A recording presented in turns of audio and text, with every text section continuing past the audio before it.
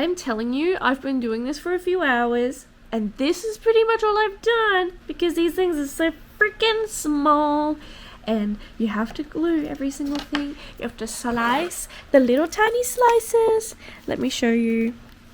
So these things are so tiny. I'm currently working on the bakery part.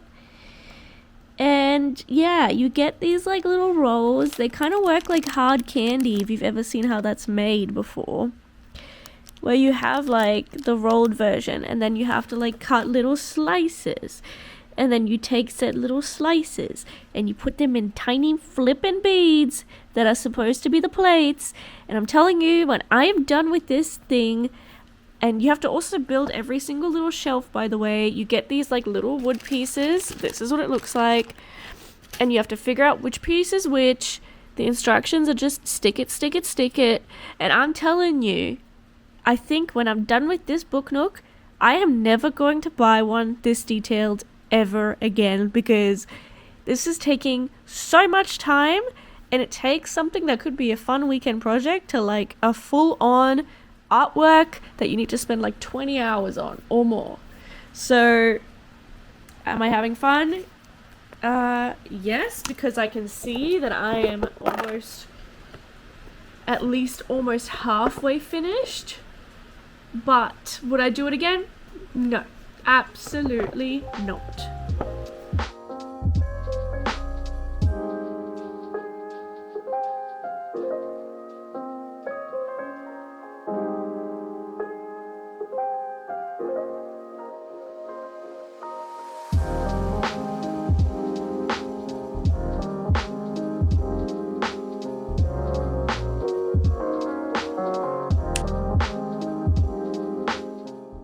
Day 2 of working on this thing. I'm definitely not losing my mind at all.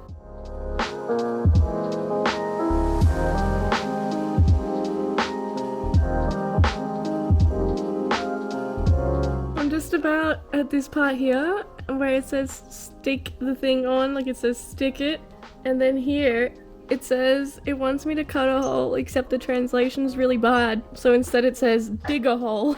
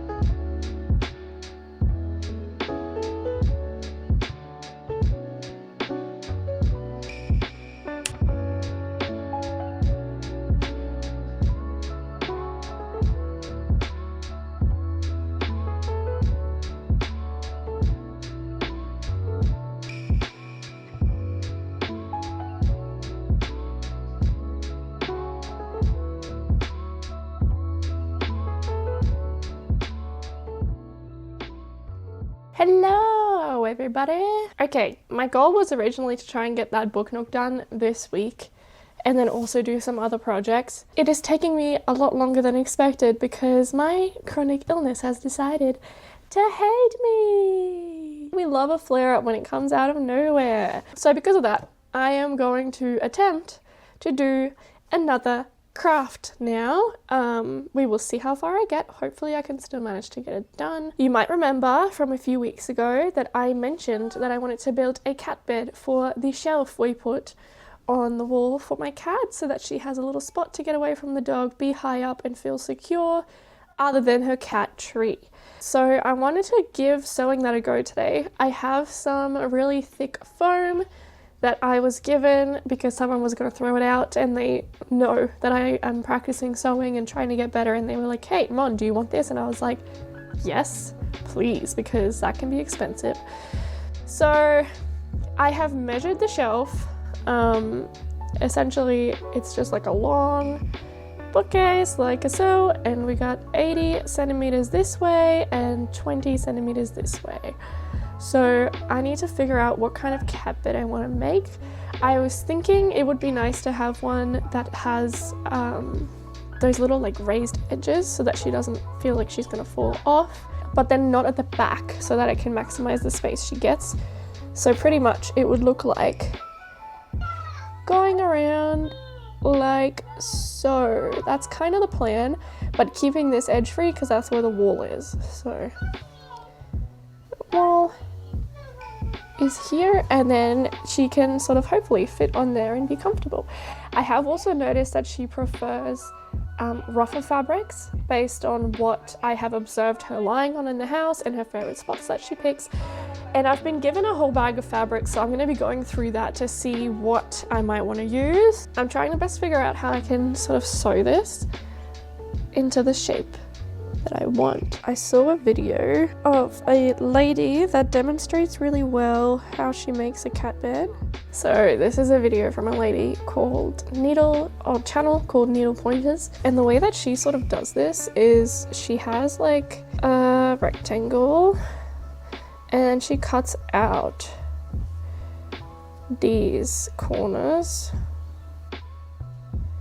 like so, and then she sews it together. So I suppose if I wanted to make this without doing the back, I would probably do the same. How do I draw this? Be like this.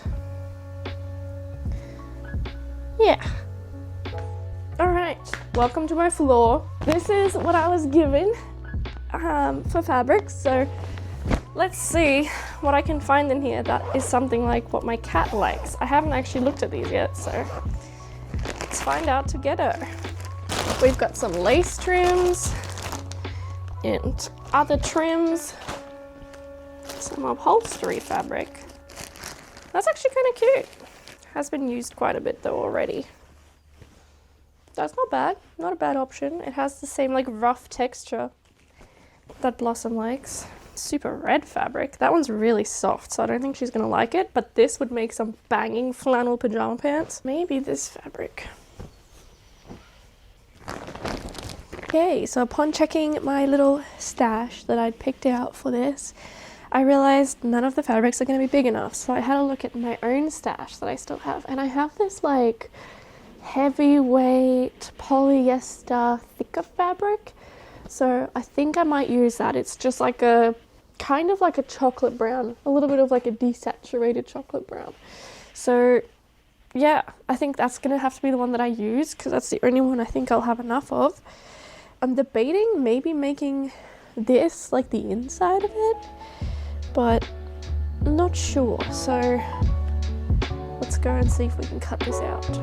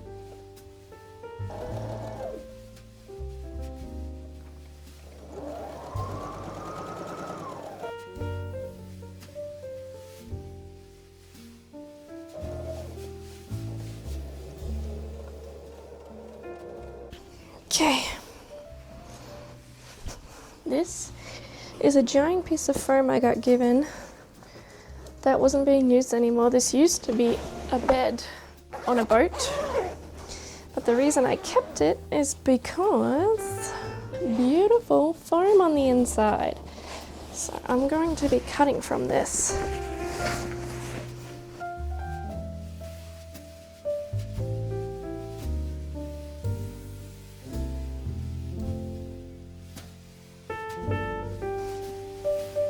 This is going to be one of those do as I say, not as I do moments, kids. If you're watching me do this, do not attempt this at home. Unless you're trying to cut your arm off.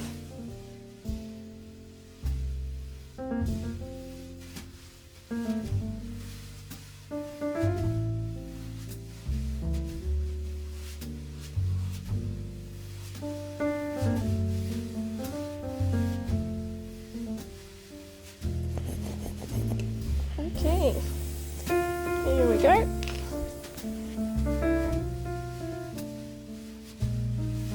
Let's see how this fits.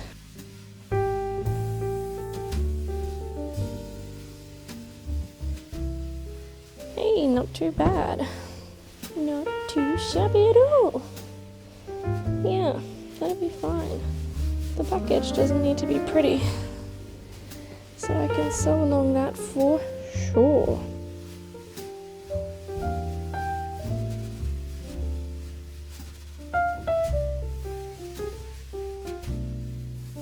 Okay, this is what it's looking like. This is a bit of a messy cover, but I don't mind because this is just the inside and I want it to not have to unpick everything and whatever.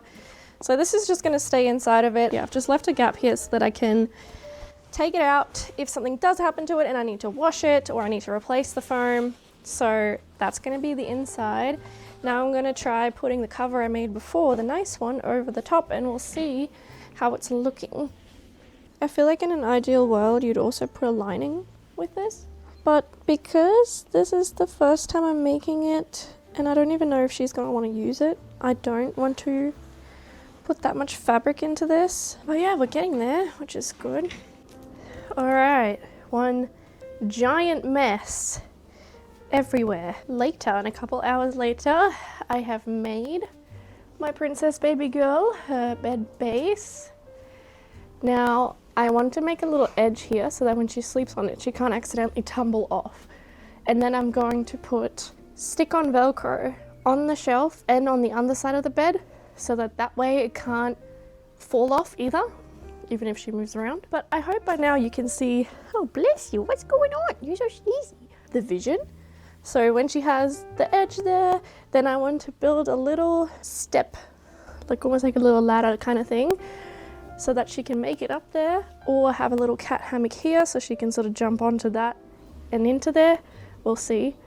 But yeah, so that way she can have her little spot. What do you think, miss? You like it? I mean, you haven't moved, so you mustn't be too bad up there. Yeah.